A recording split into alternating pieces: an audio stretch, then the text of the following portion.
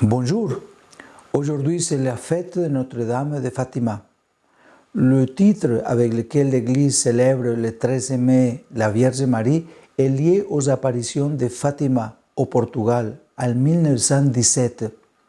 La Vierge se manifeste à 6 reprises à 3 petits bergers, Lucy dos Santos, François et Jacinthe Marto.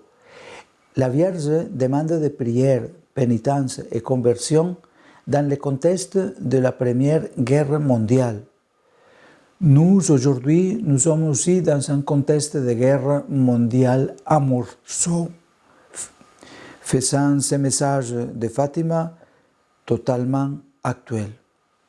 Comme pilule, offrons des prières, de pénitence et de sacrifices implorant la paix. N'ayez pas peur. C'est ainsi que la Vierge Marie s'adresse à 3 petits bergers portugais à Aljustre, le 13 mai 1917.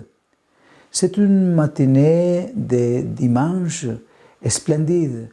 Lucy dos Santos, 10 ans, et ses cousins François et Jacinthe Marto, 9 et 7 ans, après avoir participé à la messe dans la paroisse de Fatima, amènent au pâturage leurs brebis au flanc de la cova d'Airia. Lorsqu'ils entendent les cloches sonner l'Angelus, ils récitent le rosaire comme habituellement ensuite. Alors qu'ils passent le temps à jouer, soudain, ils sont effrayés par une lumière très brillante. Pensant que c'est un éclair et craignant l'arrivée d'un orage, ils se décident à rentrer pour amener leur troupeau à l'abri. Peu après, un autre éclair illumine l'espace et devant eux, ils voient sur une petite chaîne verte où se trouve maintenant la chapelle des apparitions, une dame vêtue de blanc et plus brillante que le soleil. « Je suis venue vous demander, leur dit-elle, de revenir encore ici pendant 5 mois consécutifs, les 13 à la même heure. Puis je vous dirai qui je suis et ce que je veux. » La dame porte un habit orné de bijoux dorés, soutenu à la taille par un cordon d'or comme ceinture, un manteau blanc et dans les mains un chapelet blanc. C'est Lucy qui lui parle. Jacinthe écoute la conversation alors que François n'entend rien. Voulez-vous vous offrir à Dieu pour supporter toutes les souffrances qu'il voudrait vous envoyer en réparation pour les pécheurs qui l'ont offensé et faire des supplications pour la conversion des pécheurs? Leur demande la Vierge Marie. Oui, nous le voulons, répond Lucy. Et Marie poursuit. Alors, vous devrez souffrir beaucoup, mais la grâce de Dieu sera votre récompense. Lucy intime au cousin l'ordre de ne pas raconter ce qui est arrivé. Personne ne nous croirait, explique-t-elle. Mais Jacinthe, par peur de subir une punition pour avoir ramené du pâturage les brebis à l'avance, raconte tout à la mère qui ne la croit pas. Lucy, François et Jacinthe reçoivent des reproches et des réprimandes. Mais la nouvelle se répand et au rendez-vous du juin avec les 3 enfants, une petite foule s'y rassemble.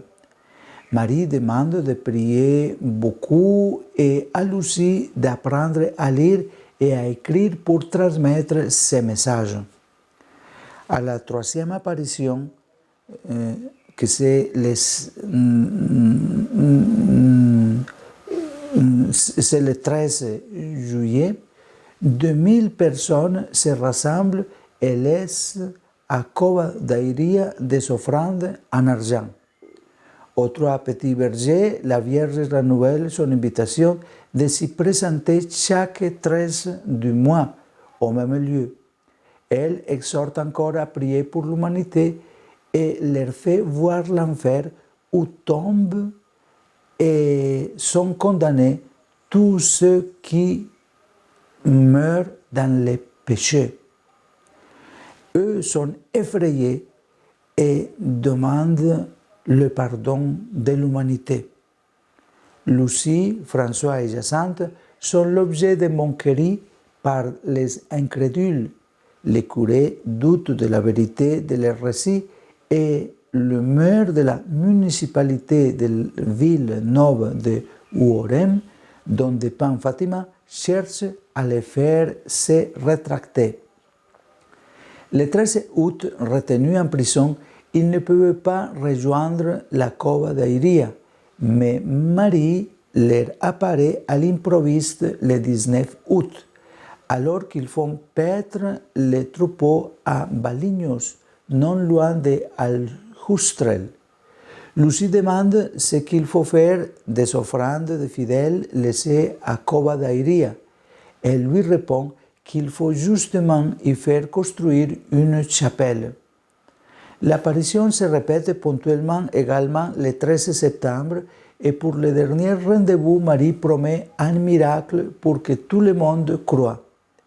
C'est une journée froide et grise le 13 octobre.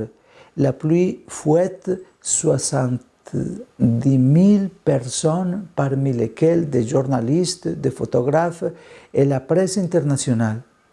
Je suis Notre-Dame du Rosaire, révèle la dame à Lucie, François et Jacinthe. Après l'apparition a lieu le miracle promis, la danse du soleil. On peut fixer l'astre sans aucune difficulté. Il prend diverses couleurs, tourne autour de lui-même et semble se précipiter sur la terre.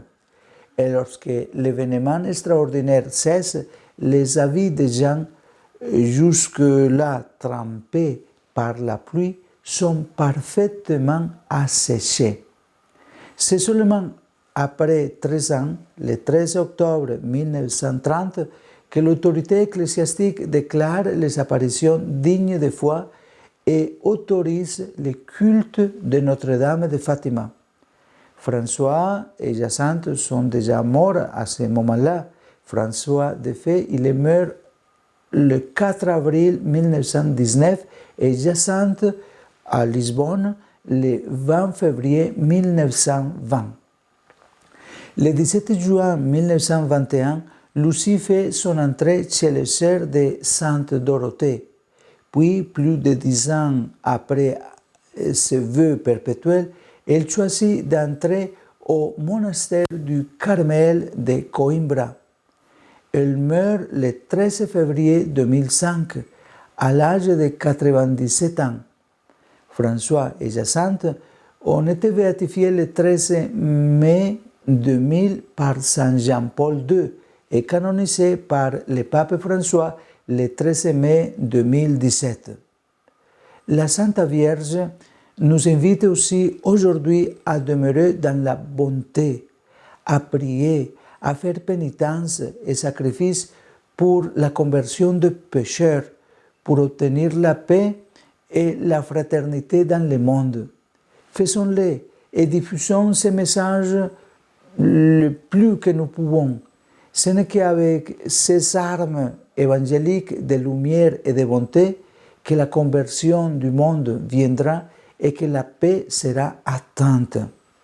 Je vous invite particulièrement aujourd'hui à prier les chapelets pour la paix et à partager cette pilule au plus grand nombre que vous pouvez.